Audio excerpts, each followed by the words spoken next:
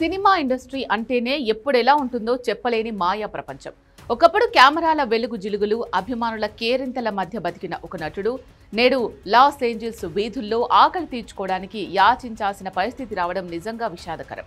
2004 నుంచి 2007 వరకు నికెలోడియన్ ఛానల్లో ప్రసారమై ప్రపంచవ్యాప్తంగా విపరీతమైన ఆదరణ పొందిన Ned's Declassified School Survival Guide సిరీస్లో టైలర్ చేజ్ కీలక పాత్ర పోషించాడు. నాటి సిరీస్లో ఎంతో చలాకీగా కనిపించిన ఈ చైల్డ్ ఆర్టిస్ట్ నేడు 36 ఏళ్ల వయసులో గుర్తుపట్టలేనంతగా మారిపోయి రోడ్డు పక్కన అల్లాడుతున్న దృశ్యాలు హాలీవుడ్ చీకటి కోణాన్ని మరోసారి బయటపెట్టాయి. టైలర్ చేజ్ ప్రధానంగా తన టీనేజ్లో పాపులర్ అయిన నటుడు. నెట్స్ డి క్లాసిఫైడ్ సిరీస్లో అతను పోషించిన మార్టిన్ క్లెర్రీ పాత్ర అతనికి మంచి గుర్తింపు తెచ్చిపెట్టింది. ఈ సిరీస్లో నిరంతరం మాట్లాడుతూ చురుగ్గా ఉండే విద్యార్థిగా ఆయన నటన అప్పట్లో ప్రేక్షకులను బాగా ఆకట్టుకుంది. కేవలం నటుడిగానే కాకుండా చిన్న వయసులోనే మంచి కామిక్ టైమింగ్ ఉన్న ఆర్టిస్ట్గా విమర్శకుల ప్రశంసలు పొందాడు. ఆ షో హిట్ అవ్వడంతో టైలర్ భవిష్యత్తు బంగారు బాటగా మారుతుందని అంతా భావించారు. కానీ బాల నటుడిగా వచ్చిన క్రేజ్ పెరిగిన తర్వాత నిలబెట్టుకోవడంలో ఆయన విఫలమయ్యాడు. టైలర్ చేజ్ కెరియర్ చాలా వరకు టీవీ సిరీస్ల చుట్టూనే తిరిగింది.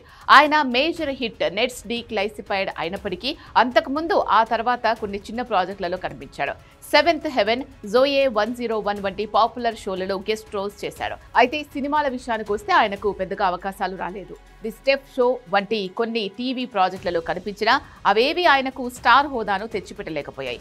దాదాపు 10కి పైగా టీవీ షోలు, షార్ట్ ఫిల్మ్స్ లో నటించినా సరైన బ్రేక్ రాకపోవడంతో ఇండస్ట్రీలో ఆయన ఉనికి ప్రశ్నార్థకమైంది. హాలీవుడ్లో చైల్డ్ ఆర్టిస్టులు ఎదుర్కొనే విపత్కర పరిస్థితులకు టైలర్ చేజ్ ఒక తాజా ఉదాహరణ. చిన్నతనంలో వచ్చిన స్టార్డమ్ ఆ తర్వాత అవకాశాలు తగ్గిపోవడం మానసికంగా కుంగదీసే అంశం. దీనికి తోడు లాస్ ఏంజల్స్ వంటి నగరాల్లో జీవన వ్యయం భరించలేనంతగా ఉండడం, చేతిలో సినిమాలు లేకపోవడం ఆయన్ని ఆర్థికంగా దివాలా తీసేలా చేశాయి.